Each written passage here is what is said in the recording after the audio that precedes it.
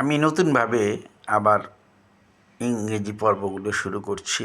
আমার পুরানো পর্বগুলো যারা ইতিমধ্যে দেখেছেন বা এখন যেইভাবে আমি করছি সেটাকে রিভিউ করার জন্য বলতে পারেন। আমি আবার শুরু করছি আর কি। বিগিনার্সদের জন্য তো অবশ্যই আশা করি ইংরেজিতে যারা নাকি দুর্বল তারাই উপকৃত হবেন আর কি।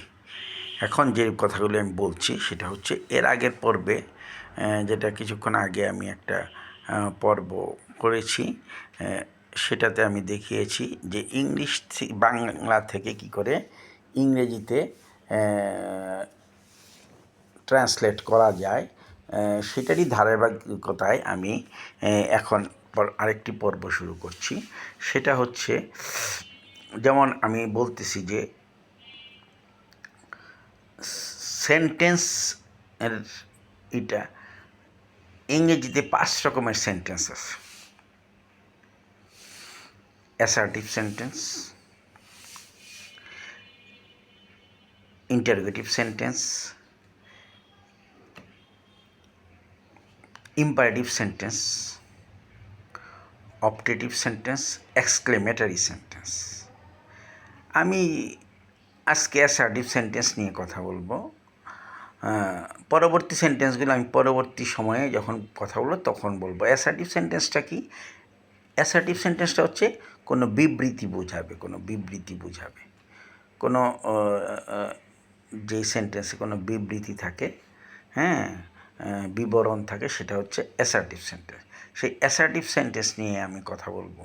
অ্যাসার্টিভ সেন্টেন্স, প্রতিটা সেন্টেন্সের দুইটা রূপ আছে, একটা হচ্ছে অ্যাফার্মেটিভ রূপ আর একটা হচ্ছে নেগেটিভ রূপ। বিগিনার্সদের জন্য তো আমি এগুলো এর আগের বারে বলেছিলাম। সহজভাবেই আমি করছি। যেমন আমি যদি বলি যে আমি ভাত খাই, আবার বলি আমি ভাত খাই না, এটা হচ্ছে নেগেটিভ ফর্ম। আর আমি ভাত খাই, এটা অ্যাফার্মেটিভ ফর্ম। হাবোধক, অ্যাফার্মেটিভ মানে হাবোধক, আর নেগেটিভ মানে নাবোধক। প্রতিটা সেন্টেন্সেরই হাবোধক এবং নাবোধক সেন্টেন্সের দুইটা রূপ থাকে প্রতিটা সেন্টেন্সের। এখন আমি অ্যাসার্টিভের হাবোধক রূপটা নিয়ে কথা বলবো এবং নাবোধক রূপটা নিয়েও কথা বলবো। আচ্ছা, বিবৃতি, যেমন আমি ভাত খাই, তুমি ফুটবল খেলো, সে ফুটবল খেলে, এগুলি একটা ঘটনার বিবরণ প্রকাশ পাচ্ছে এখান থেকে। সেটা হচ্ছে অ্যাসার্টিভ সেন্টেন্স। অ্যাসার্টিভ সেন্টেন্সের এখন আমি ভাত খাই, এটাকে যদি আমি হুবহু, আমি এর আগের পর্বে আমি বলেছি যে যে কাজটা করে সে হচ্ছে সাবজেক্ট। এখানে কে কাজটা করতেছে? আমি, বা সে ভাত খায়, কে কাজটা করতেছে? সে। এখানে কাজে এখানে আমি বা সে, এটা হচ্ছে গিয়ে সাবজেক্ট। তারপর হচ্ছে গিয়ে কি, ক্রিয়া হচ্ছে যেটা নাকি, ক্রিয়া বা ভার্ব হচ্ছে যেটা কাজ করা হয়। যেমন এখানে খায়টা হলো কাজ করা, কাজে এখানে খায়টা হচ্ছে ক্রিয়া। আর কী খায় বা কে খায়, কাকে খায় তো এখানে আসতেছে না, যে কী বা কাকে দিয়ে যদি ভার্বের সাথে প্রশ্ন করা হয়, যে উত্তরটা আসবে সেটা হচ্ছে অবজেক্ট। কী খায়? ভাত খায়। কাজে এখানে ভাত হচ্ছে অবজেক্ট।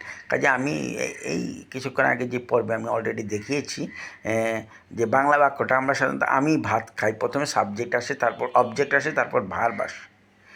এগুলো হচ্ছে ডুইং ভার্ব, যেগুলো নিয়ে করা যাওয়া হয়। ডুইং ভার্ব ছাড়াও কিন্তু সেন্টেন্স হয়, এটা আমি পরে আসবো।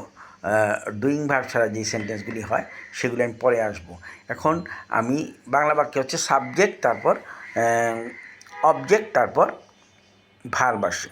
তাহলে আমি যদি অ্যাকর্ডিংলি ইংরেজিটা করতে চাই, আই রাইস ইট হয়, কিন্তু ইংরেজি বাক্যটা সেভাবে আসবে না।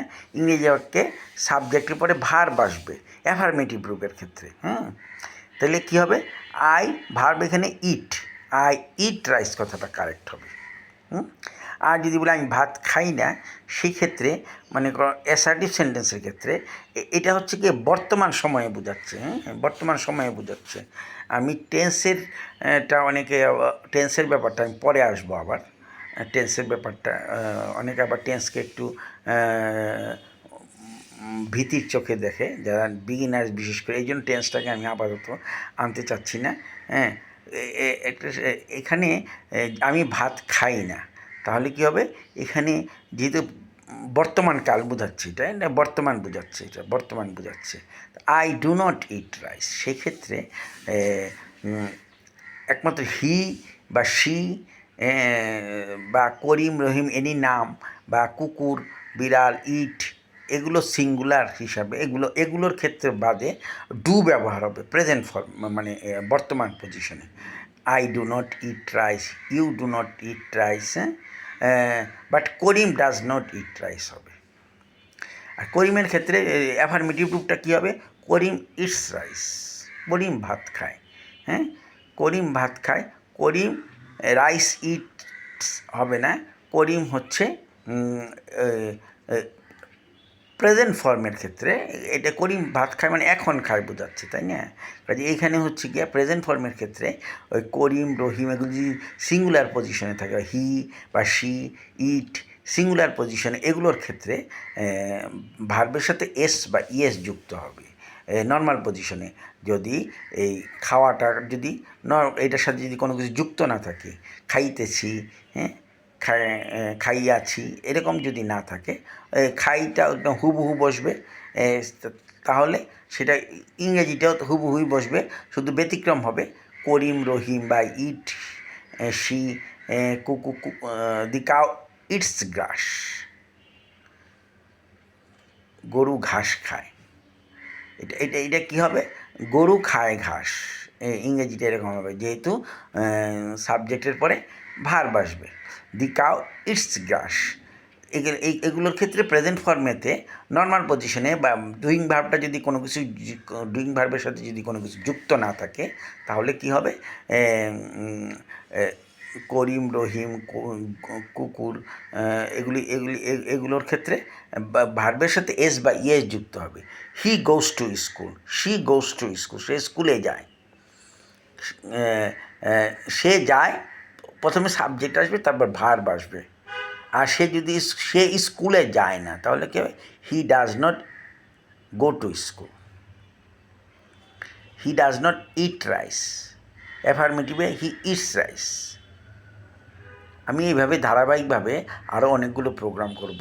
আপনাদের যদি কোনো বক্তব্য থাকে, কারণ কমেন্টে বক্সে আপনারা কমেন্ট দেবেন, আপনাদের যদি কোনো কিছু জানার থাকে অবশ্যই বলবেন, আমি চেষ্টা করব এগুলোর উত্তর দিতে। আর আমার চ্যানেলটা ভালো লাগলে সাবস্ক্রাইব করবেন। আপনারা ভালো থাকবেন, থ্যাংক ইউ।